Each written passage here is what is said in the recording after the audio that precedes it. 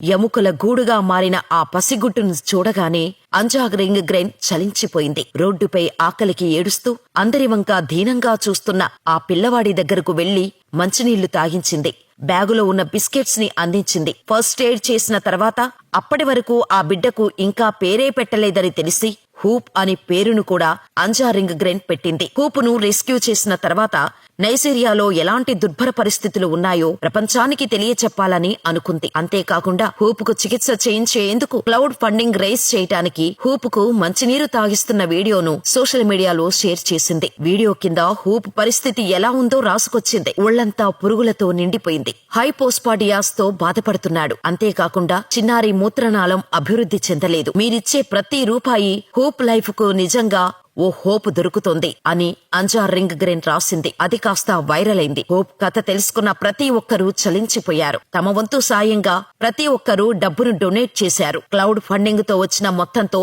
Hope కు operation చేయించారు. Time కు ఫుడ్, కంటి నిండా నిద్రపోవటం, మెడిసిన్స్ యూజ్ చేయటం వల్ల హూప్ చాలా త్వరగా కోలుకున్నాడు. కోలుకున్న హూపును అంజా రింగ్ గ్రెయిన్ స్కూల్లో జాయిన్ చేసింది. అలా మొదటిసారిగా స్కూలుకి వెళ్తున్న హూప్ తో దిగిన ఫోటోని, తాను మొదటిసారిగా హూపును కలిసిన ఫోటోని సోషల్ మీడియాలో పోస్ట్ చేసింది.